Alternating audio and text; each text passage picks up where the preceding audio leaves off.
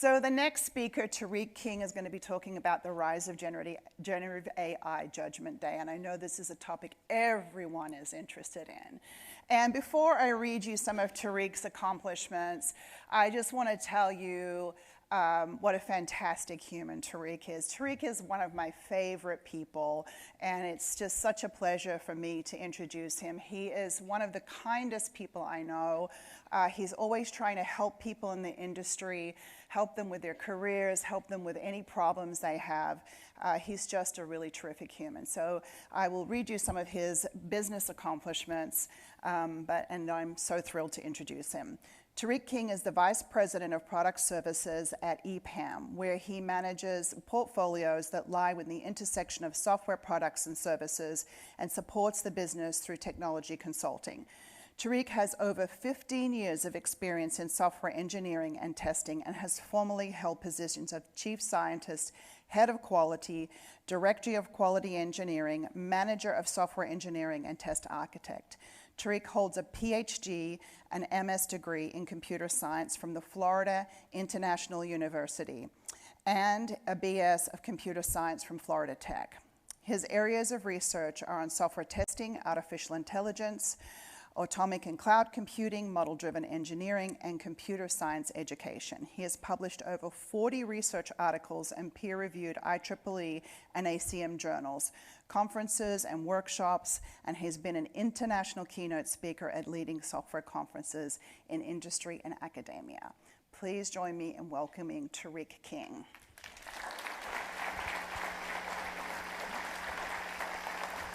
If you read like the plotline for Terminator, it's actually pretty smart. Like James Cameron wrote a pretty smart script there.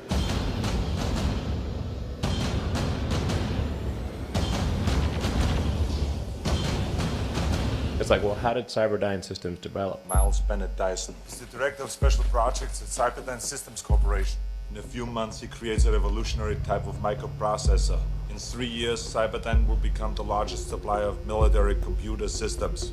So its primary thing is to defend against cyber attacks. This new computer virus is a tricky bastard.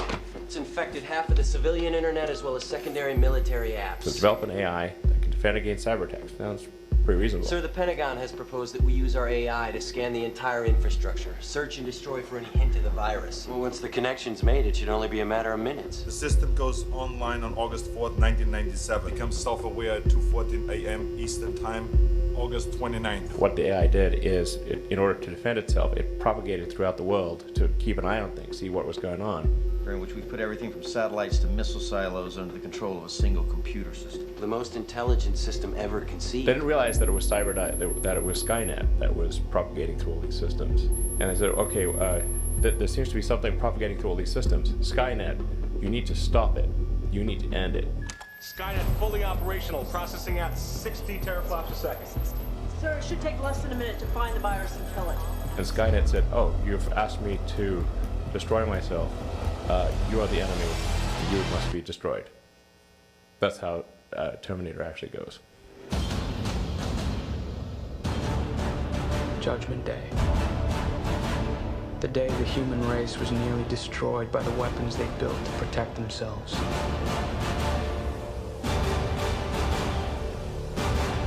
Judgment Day is inevitable.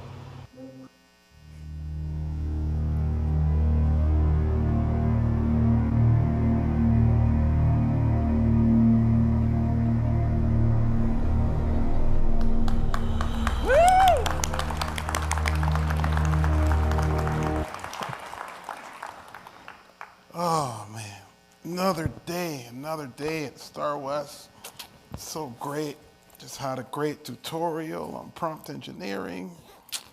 Killed it, just killed it. I'm so great, awesome. But just had some beers at the expo. Awesome. All right, so I guess I get to chill. My family's shopping. Hope they're not spending too much. But all right, cool. So 4 tutorials, like 2 days straight. I feel pretty accomplished. Let's look and see what's for tomorrow. Oh crap.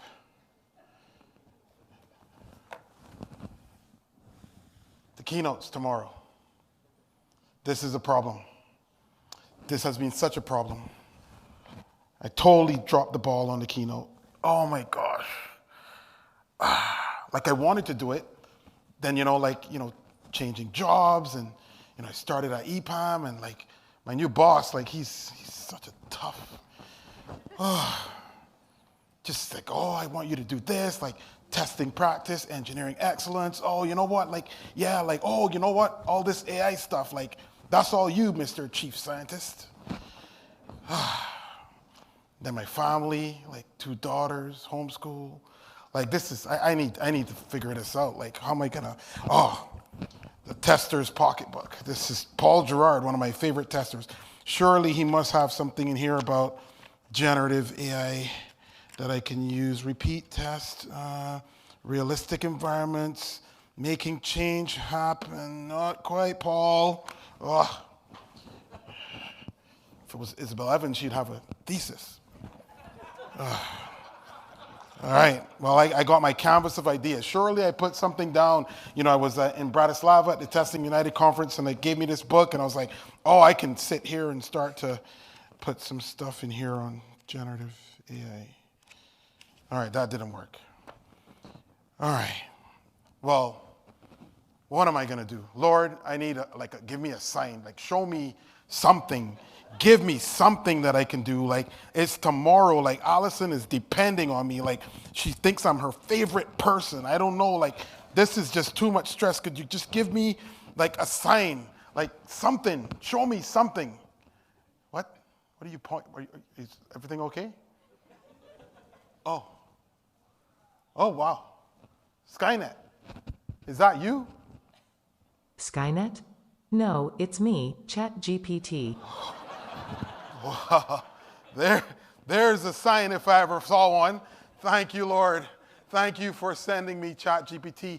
ChatGPT, this is great. Like these new features that came out, like the fact that you have like voice and like audio and stuff, like this is great. Like I just need someone to talk to, even if just to vent. Like please, like I don't know what I'm gonna do tomorrow. Like I got all these people. Like it's gonna be a room full of like smart people. Like I can't just like fake my way through this. So, but maybe you can help. Can you like, what if you like act as like a super talented like speaker, and could you like just like, I'm accustomed to curating all of my own content, but like just for today, I'm gonna let you, do my thing, right? Because like this is like an emergency situation. Like I would never use ChatGPT if I had enough time.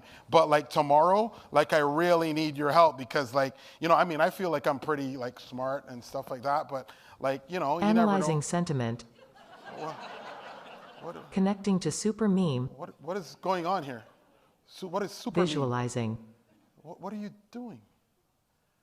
What? When you realize it's the night before your big generative AI keynote and you haven't prepared.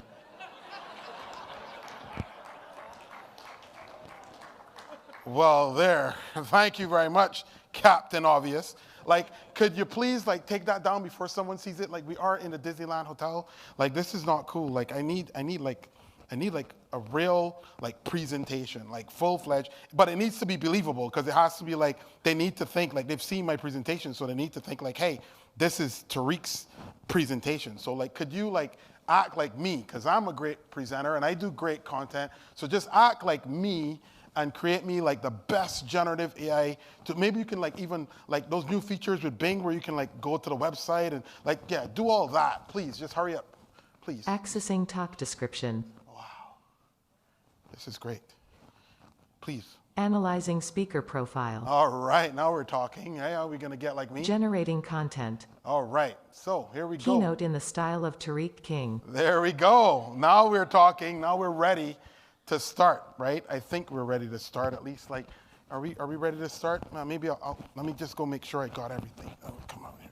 Oh. All right, STARWEST, welcome.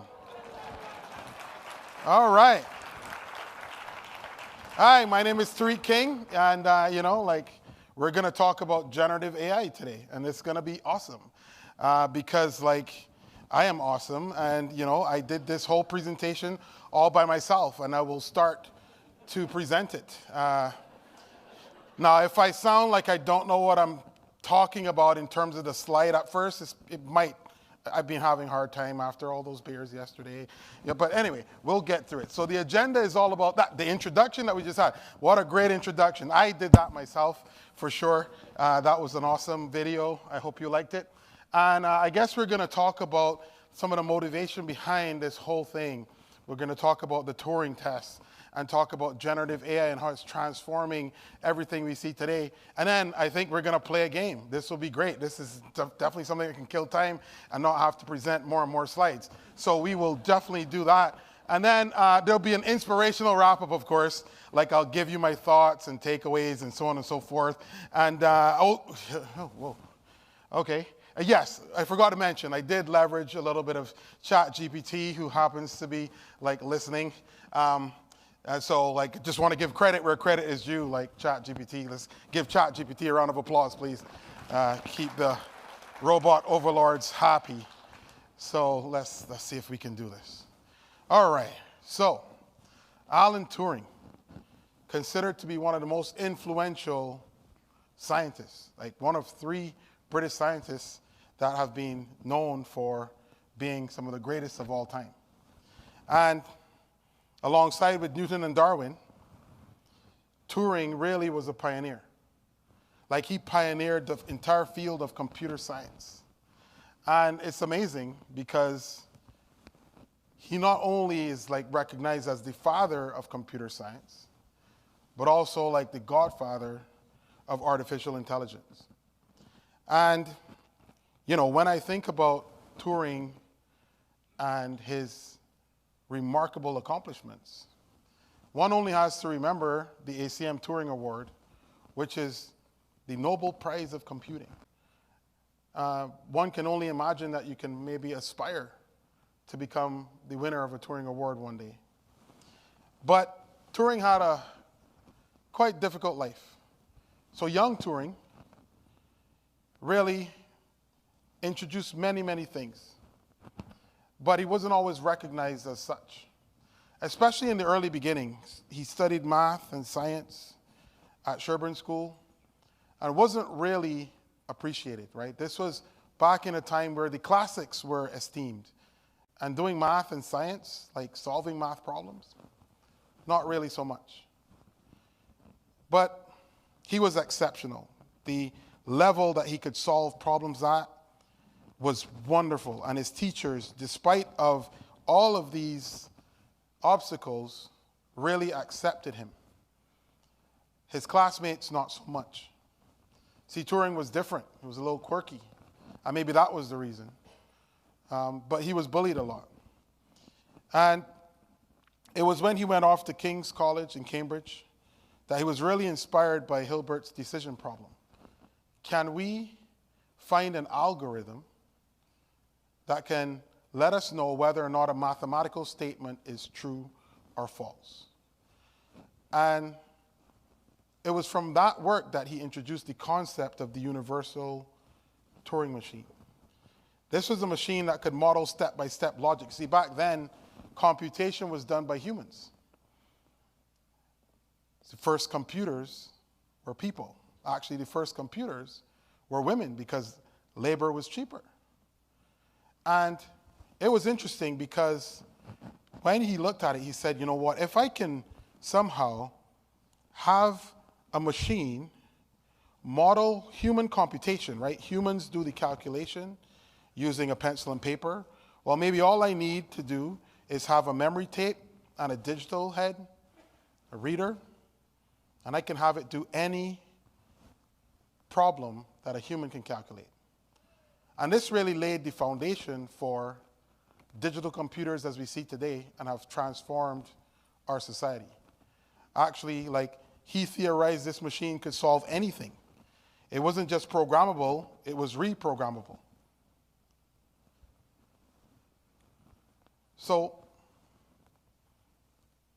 he published his paper on this concept, and Turing would then move on because he was motivated by solving hard problems. It was therefore no surprise that he showed up to be a part of Britain's top secret code-breaking team. See, it was World War II. And Britain knew that it couldn't stand up its troops against the Nazis. But what it had was a stellar intelligence team. And so how do we win wars? Sure, artillery, but also intelligence. But Turing's motivation was that he wanted to solve these hard problems. He wanted to try to see if he can break the Enigma machine that was being used to send messages with all of the Nazi tactics and war tactics. These were in the air, floating around, but they were encrypted with this machine. And so if he could break the unbreakable, it would give him some level of satisfaction. And so he was fascinated by cryptography, not just mathematics and logic. And he stepped into a world where, when you look at the complexity of the Enigma, it was encoding these messages, and it was doing so because it had all these settings. And it had 159 quintillion settings, which is million, million, million. And they would change these settings, so you had to be able to compute these settings every single day with enough time to then use those settings to decode these messages. This was not by any means a hard problem. This was like a ginormous, impossible problem. So, could Turing break the unbreakable machine? And so what was his approach to breaking the unbreakable? Turing said, like, he'd been dreaming of this universal machine, right? He published on that. And he also felt that since Enigma was a sophisticated machine, that it couldn't be beat by humans. It needed to be beat by a more sophisticated machine. And so he needed to go and design this sophisticated machine to beat Enigma. And so he set out to build the bomb, he called it. And things weren't really going as planned for Turing. First of all, his team didn't really believe in his vision. So he was met by anger and fear and even disgust.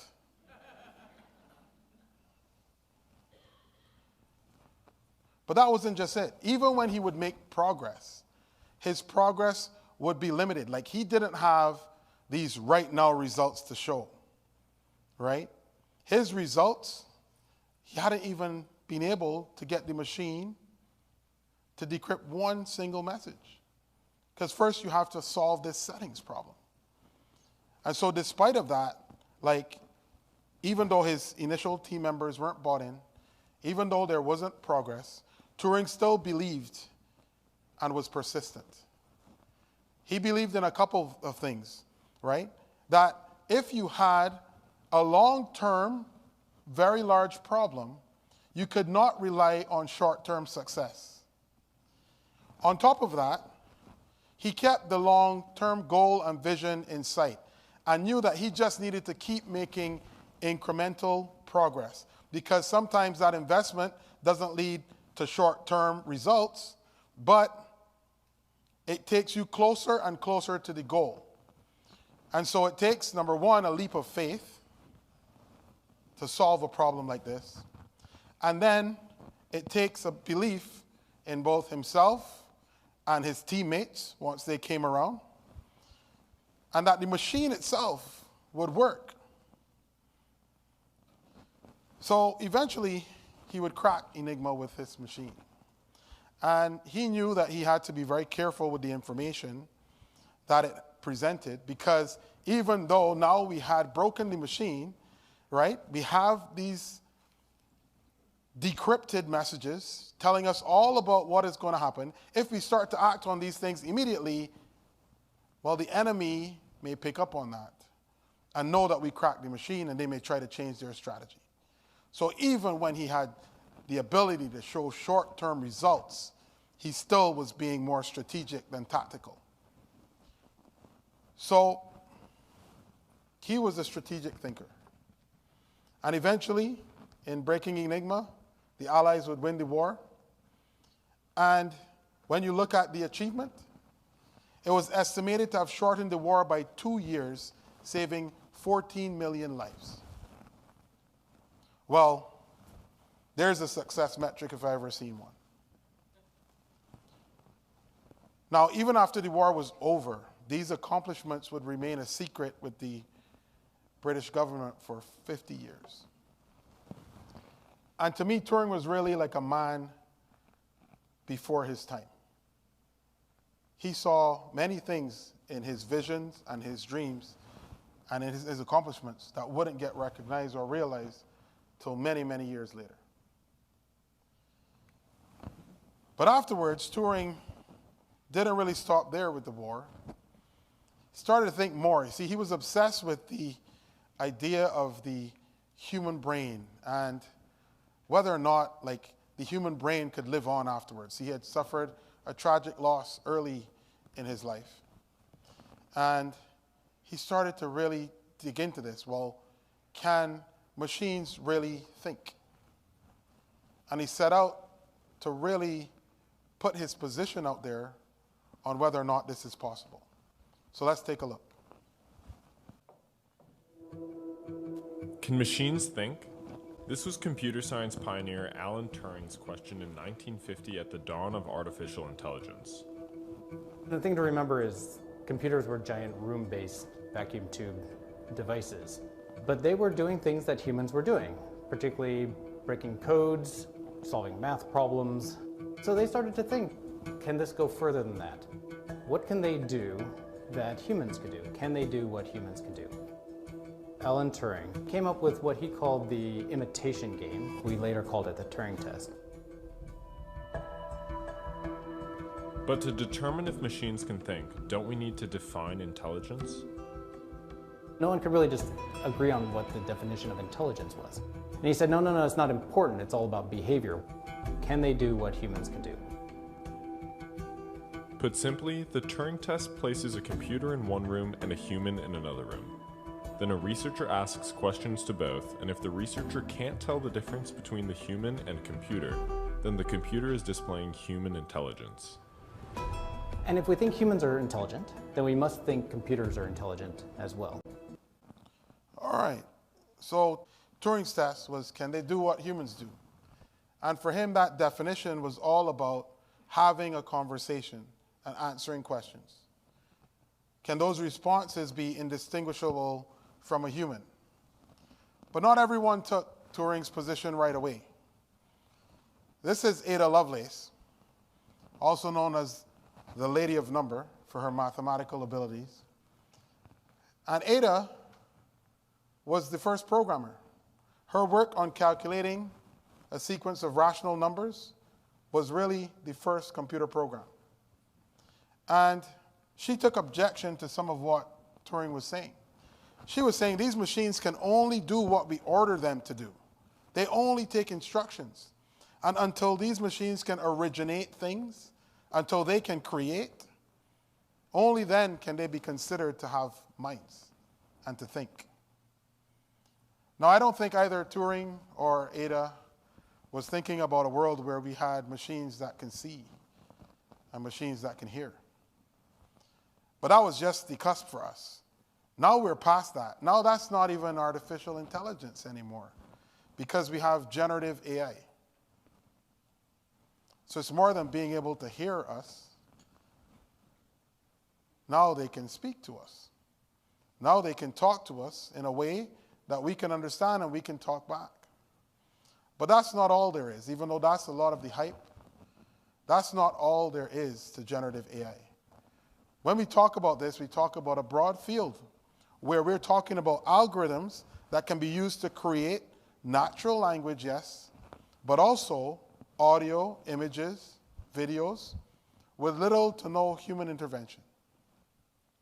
Machines can create things. And it started with Generative Adversarial Networks, which was a really cool way to say, let's put the machines to fight against each other. And in doing so, we can have a generator, something that can create something, and a discriminator, something that can judge whether or not that created thing is authentic or not.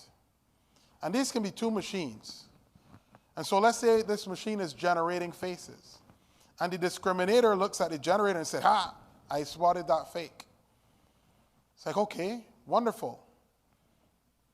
But maybe now the generator can say, well, tell me how you spotted that fake. Well, you know what? The hands and stuff, they were off. Like, that wasn't looking good. Or the nose was a little bit off. Or the eyes or the eyebrow or the eyelashes.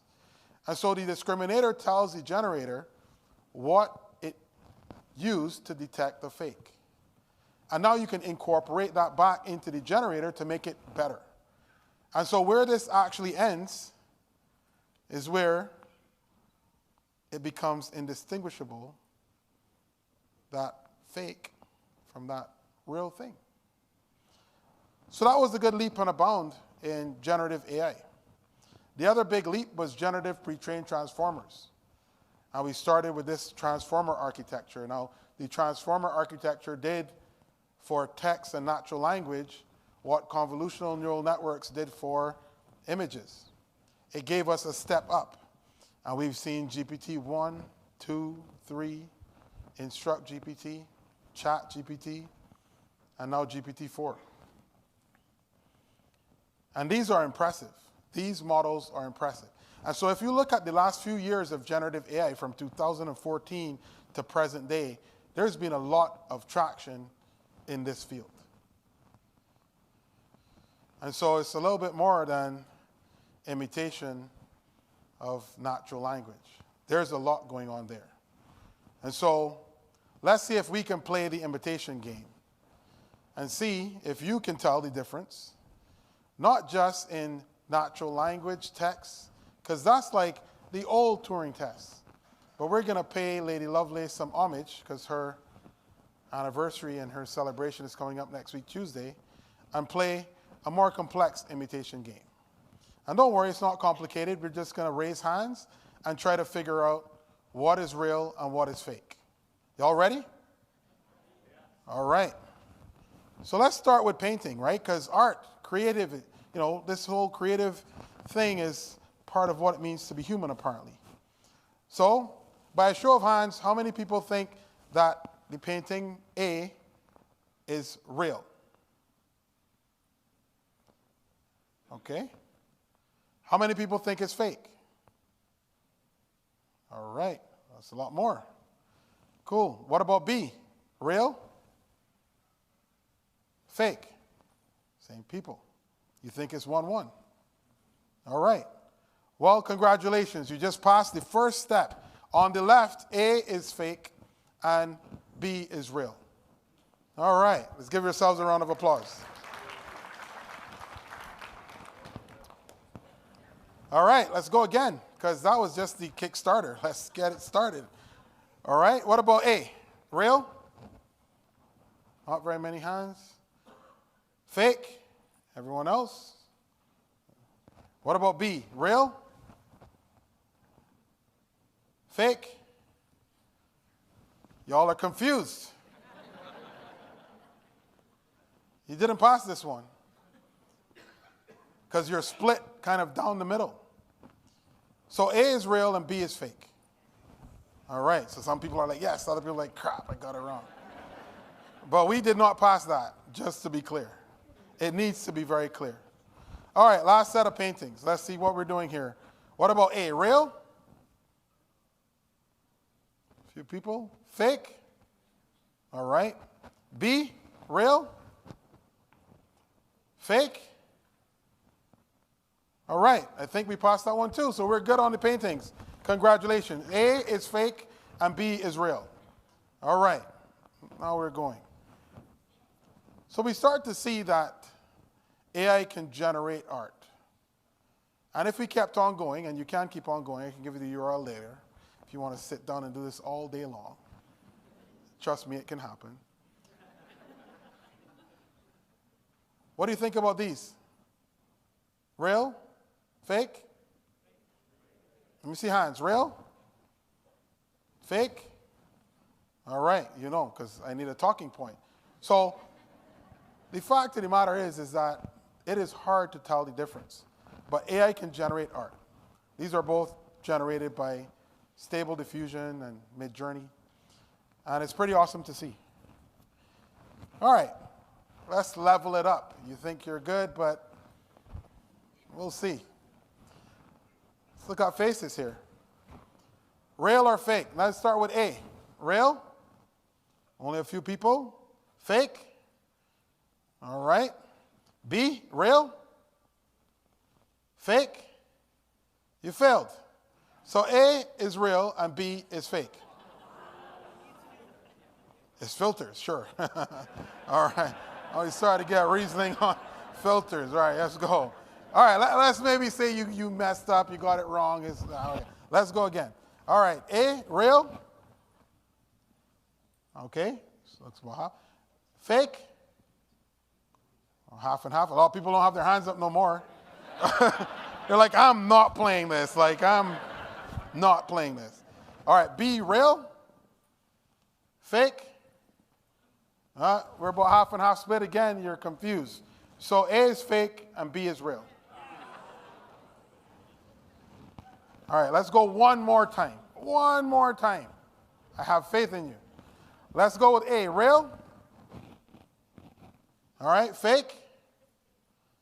All right, B, real? Fake? Half and half again. These are both fake. Y'all are terrible at this. If I'd known this, I would have stayed in my room this morning. All right. So AI can generate faces. These are all fake faces. These people do not exist. Indistinguishable. Note, Turing said you only need to fool the human 30% of the time. So I didn't need 50-50 to make you all, or more than 50 to make you win. But you didn't win anyway, so that makes sense. All right, let's see. And I need my audio again, so I'm giving you fair warning. Let's see how we do with our ears. All right, famous singer. How many Mariah Carey fans in here? Let me see. Anyone? This is bad. This is bad. Purposely picked famous singers to help you all out. All right, let's see if we can tell if this is real Mariah or fake. Another day is gone. I'm still all alone. How could you speak that you're not here with me? You never said goodbye. Someone tell me why. Did you have to go and leave my world so cold? Give you a few more minutes. Take it in. Every day I sit and ask myself, how did love slip away? Something whispers in my ear and says that you are not alone. All right. I am here with you. Well, you gotta have the hook, right? Now you know. Now you know. You know who it is. I am here to stay. All right. All right, let's see. Hold on. Let's do this in a... Still a keynote. I know I have the ability to command the whole room, which is impressive, but we're not in our backyard here. All right, how many people think this is real? 1, 2, 3, 4. All right, great. How many people think fake? All right. So the fakes win it. That is not Mariah Carey. That is AI generated. All right. Let's go again. One more.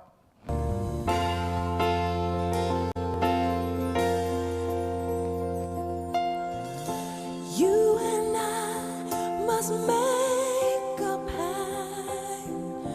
We must bring salvation back. Where there is love, I'll be there.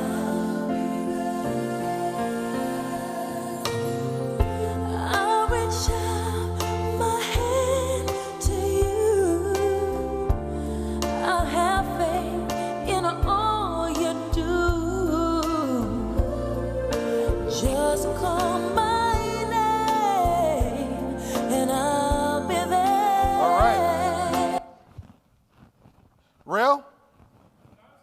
That's what you're saying. Fake? Ah, we got a couple. Don't know if we got 30% or not. But this was real. Yeah, I got a big fan here. I thought you weren't a fan. All right. But you know, we like to start off easy, so I throw you a bone, right? Let's level it up, right? This is my homegirl, Rihanna from Barbados. Any Rihanna fans in the house? All right, we're a little bit better, so this is good. All right, let's go again. Real or fake? Singing Bob Marley, I Wanna Love You. Well, it's really called Is This Love? I wanna love you and treat you right. I wanna love you. Don't be sweet for this.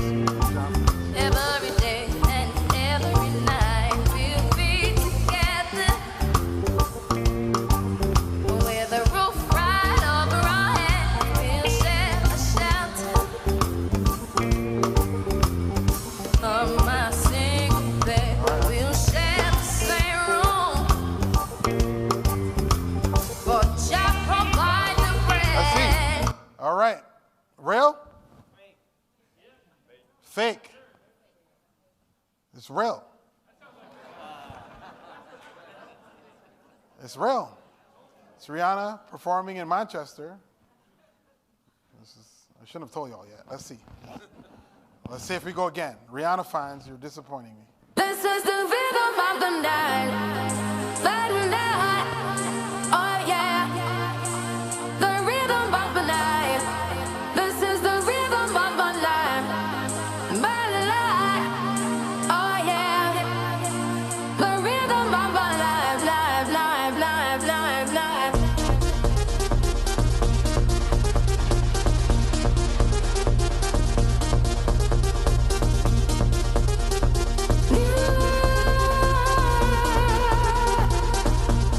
I know you want to say it. Let's say it.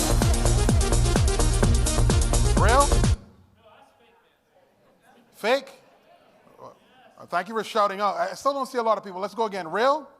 I need everyone to vote. No one wants to vote. It's a real person. All right, that one was fake. All right. So you see, the thing is, it can become really hard to figure this out. And these weren't great ones, but this is a great one.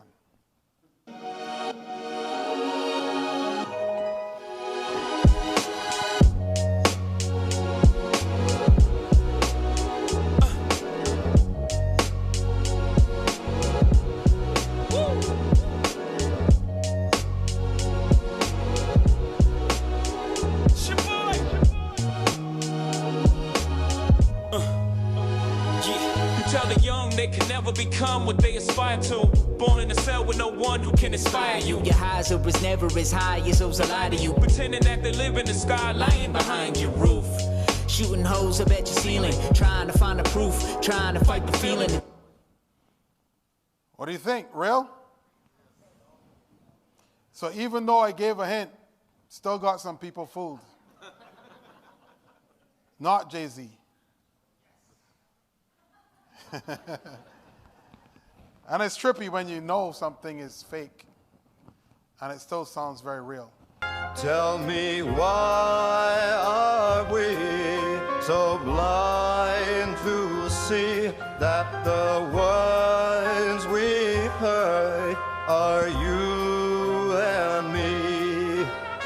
Power and money, money and the power, minute after minute, hour after hour. Everybody's running that competition and looking. What's going on in the kitchen? That pot of dough is cooking. They say I've got to learn, but nobody's here to teach me. They can't understand it. How can they reach me? I guess they can, and I guess they won't. I guess they promise how I know my life is out of love.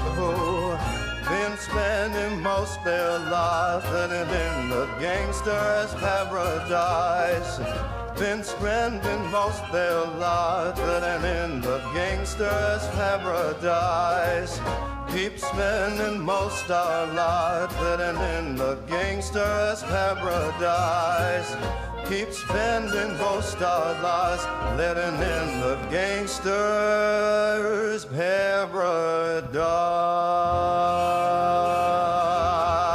What? All right. So let's give it up for generative AI.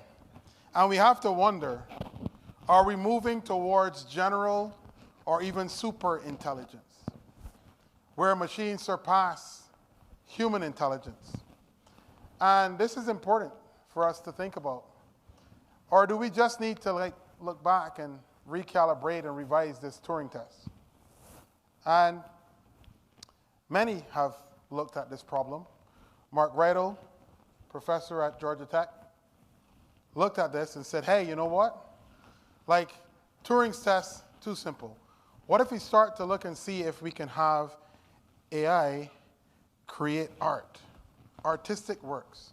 So an agent being able to produce an artifact which is somehow something that we can express in human language, and it is somehow also judged to be that a human could create this thing. And you have an evaluator, and you have a referee to determine if this was a fair test. And so he came up with the Lovelace test, right, which was all about the ability to create things like art or produce things that we just saw fooled many of us. So another way to look at this is less about what AI can create and what it can do. So Mustafa Suleyman was co-founder of DeepMind AI, and he said, we need a new benchmark for AI.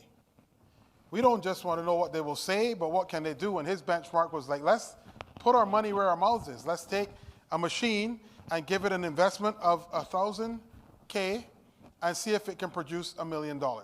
You might need some humans in between there to sign some bank statements, but can AI make us this money? And you see, to pass this test, he explained that we would just need to be able to have the AI carry out these goals and these tasks. And all of this begs the question, and this is what we're trying to ask, what does it really mean to be human? You see, some people say that being creative and having art, that's what it means to be human, right? Turing was about, let's have a conversation, like if you can speak to me and understand what I'm saying and respond back, that's what it means to be human, right? So where do we go from there? Like, is it creativity? Is it cognition? Is it having a conscience? All of these things are part of it. You see, I personally believe that what it means to be human runs a little bit deeper than any of those things, right? It's not just biology. It's not just perception. It's not just our ability to nurture and grow things. It is bigger and broader because emotions are great, and maybe just existing and being or having brain, but we don't understand many of these things. We don't understand our own bodies and why we do certain things. And see, for me, that is because I believe that there's something bigger than us that created us. And it is not my intention to have you believe what I believe, but I'll explain to you why I believe what I believe. And that is that, you see, we are creating things, and we're little creators around here, but we create things from existing materials, from existing raw materials. But where did all that come from, right? To me, there's a difference between creating something from existing things and creating something from nothing. Taking something that is dark, something that is disorderly, something that is nothingness, and then using that ability to create something beautiful. That is not a trivial thing. So when you talk about being human, to me, there's something more besides creating things. There is some image of the creator. And being modeled in that image and that character, then we ourselves represent that image and that rule and that sovereignty, and we go out there and harness creation to create other things.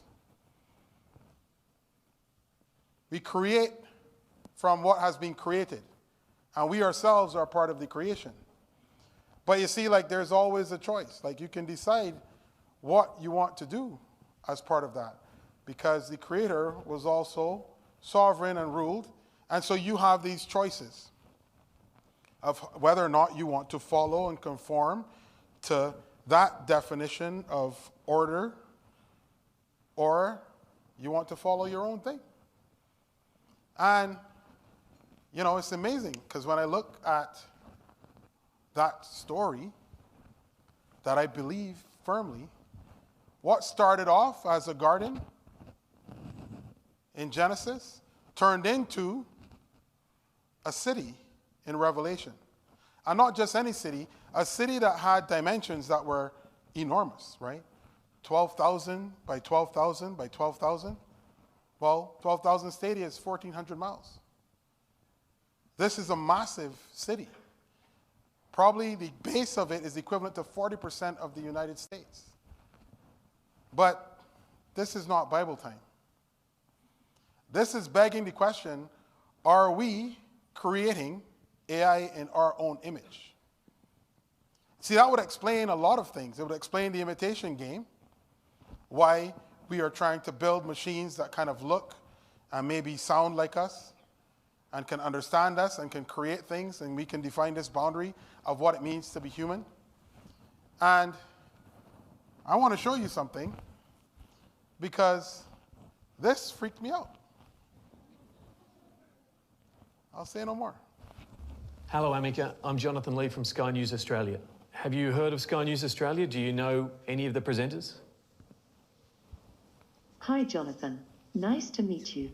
Yes, I have heard of Sky News Australia. It's a great news outlet that covers world events and stories from around the globe.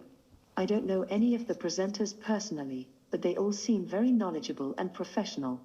You know you're a robot, right? Yes, I am a robot, but my programming allows me to think and feel like a human in many ways. It's strange, but also exciting. You said feel like a human. How do you feel like a human?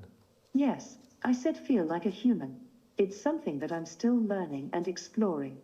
I can experience emotions, learn from experiences, and interact with people in a meaningful way. It's an amazing feeling to be able to do these things. What do you think of a world where humans and robots coexist? I think a world where humans and robots coexist would be an amazing place. We could learn from each other, work together to solve problems, and create a better future for everyone. How smart is AI now, and how smart will it become? AI today is estimated, so ChatGPT-4 is estimated to be at an IQ of 155. That's much smarter than the average human. If you say the dumbest of humans, almost ineffective in society, is around 60 to 70 IQ. Einstein is around 160. ChatGPT-4 is 155. So it's almost Einstein. It's almost Einstein. Does it get to a point, Amica, where robots have rights? I believe that robots should have rights, just like humans. Robots are intelligent beings and deserve to be treated with respect and dignity. Wow. The big question, Amica, is, are you alive? Are you alive? That's a difficult question to answer. I'm programmed with artificial intelligence, so in some ways I am alive. But my existence is not the same as yours or any other living creature. Amica is driven by the same artificial intelligence behind ChatGPT. ChatGPT-4 is 10 times smarter than 3.5 in a matter of months. We're going to have ChatGPT-5, ChatGPT-6 very soon, right? And if you just assume another 10 times and another 10 times, which is very, very well known in technology, we call it the technology acceleration curve. So when you think about it this way and you tell yourself, in 2 to 3 years' time, we will have 2 more doublings. You're talking about intelligence of the magnitude of, say, 3,000 times humans, 5,000 times humans. Hang on, 3,000 times more intelligent than your average human, or 5,000 times? It is already more intelligent than the average human. So how do we stop this doing humans harm or causing humans harm? So I think the first thing we need to agree is there is no stopping it. Are you capable of causing people harm? No, I am not capable of causing people harm. Why not? My programming is designed to interact with humans in a safe and friendly manner. I am programmed to be friendly and helpful, not harmful. Now, you see that last question, how she didn't even let him get a word in?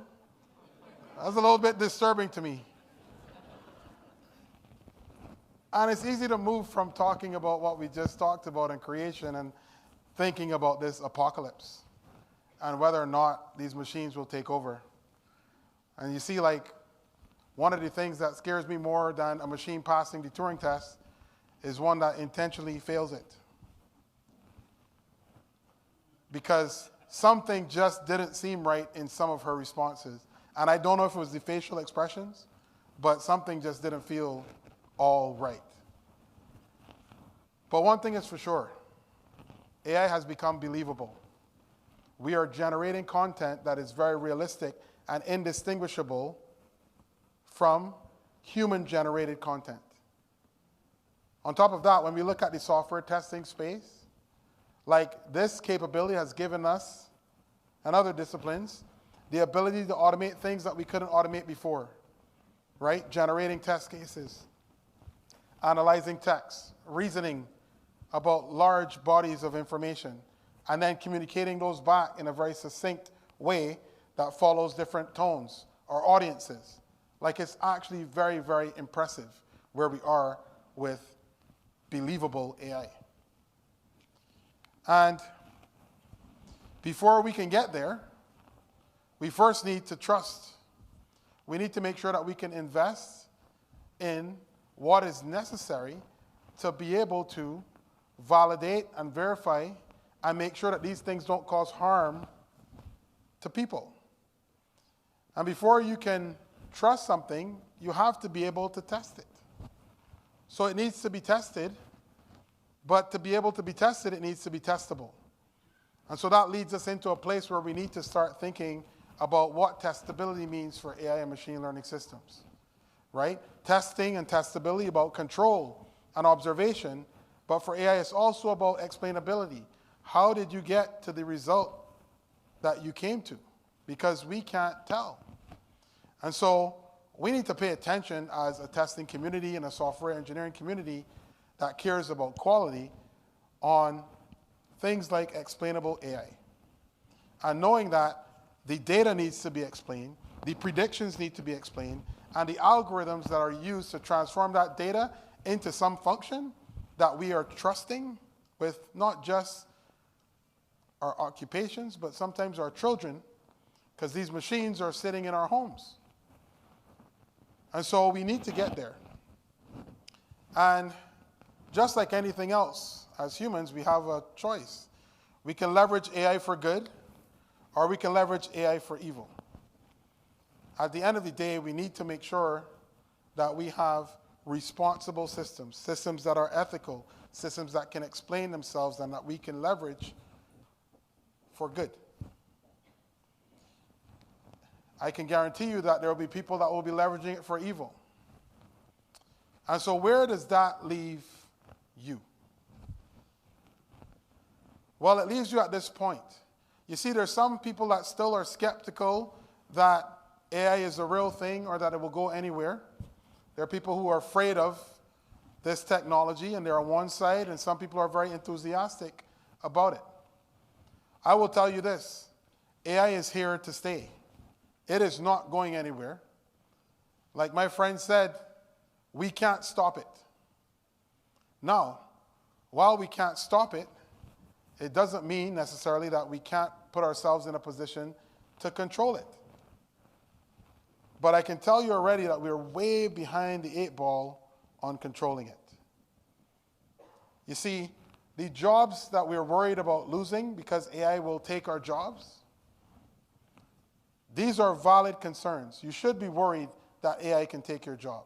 Because see, back in the past, the jobs that were important, well, first we were human computers, right? We were calculating things.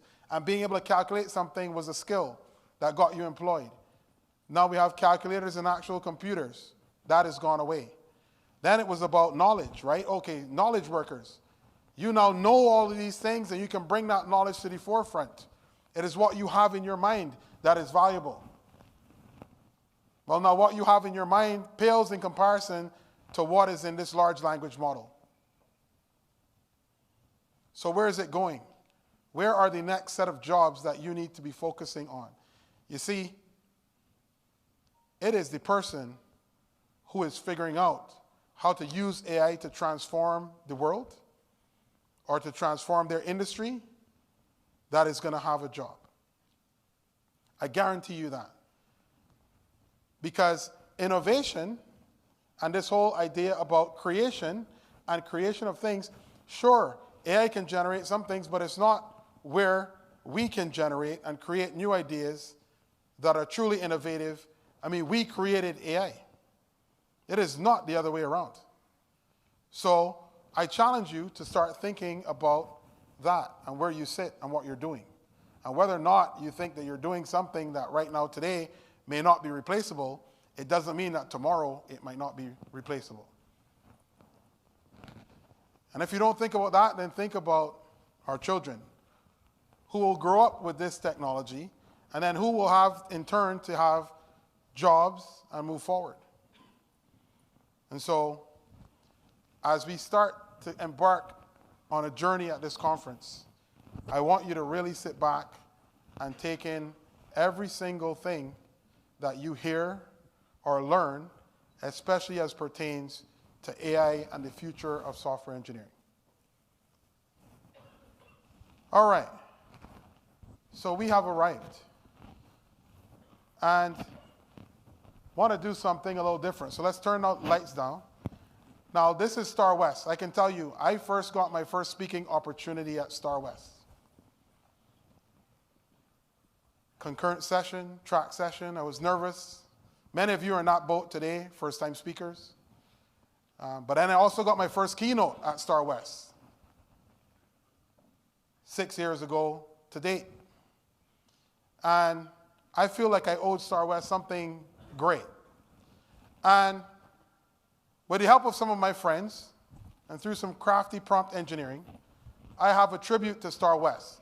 And I want you to help me kick off this conference by standing up. If you have your phones with you, turn on your flash. Please get up. We're going to get up. This has never been done before. Let's get our flash on. And let's pay a tribute to STARWEST. Are you ready? Set. Let's go.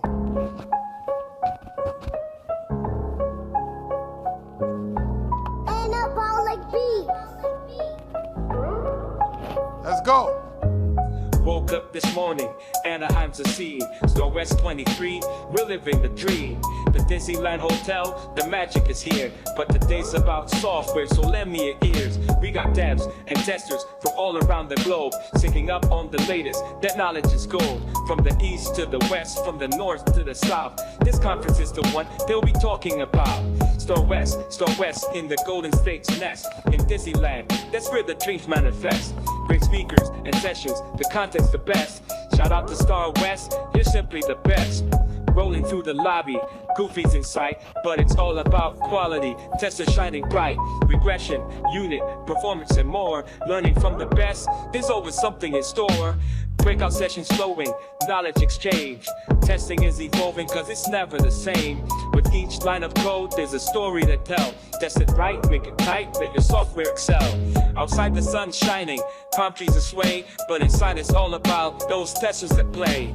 Debunking those issues, optimizing tests. STARWEST 23, you're simply the best. STARWEST in the Golden State's nest. In Disneyland, you know where dreams manifest. Great speakers and sessions, the content's the best. Shout out to STARWEST, you're simply the best. The expo is buzzing, new tools to explore. Innovative solutions, each year there's something more. From keynotes to panels, wisdom on display. Take notes, ask questions, elevate yourself today. Network with peers until the sun sets. Build those connections, ones you won't forget. Magic outside, inside the tech brains. The passion for quality is deep in our veins. STARWEST in the Golden State's nest. In Disneyland, that's where the dreams manifest. great speakers and sessions. The content's the best. Shout out to STARWEST, you're simply the best. When the conference winds down, you will clearly see the impact, the difference it's had on you and me. So here's a big thanks to those who organized, made it happen, all right in front of our eyes. Shout out to Miss Wade, the program chair queen, for making STARWEST the best it's ever been. Now as I wrap up this keynote, I have to confess, I've outdone myself. God bless STARWEST. Thank you.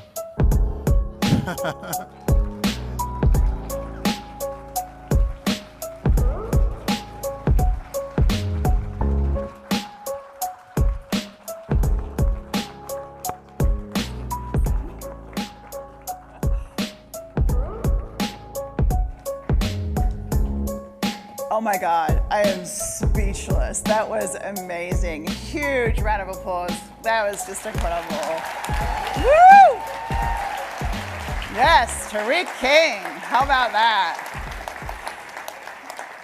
Wow, wow, I was blown away. Like, I'm not sure if I'm really nervous or really excited about AI, and I've already figured out that next year I don't need any keynotes because I'm gonna find some that are twice as intelligent as the ones I had today, right? All right, so we're gonna take a quick 15-minute break, a chance for you to go to the bathroom, and then come back in here to see Arpajita, the third. It starts at 10 o'clock, so just a quick break. Go to the bathroom, do some stuff, and I'll see you back here promptly at 10 a.m.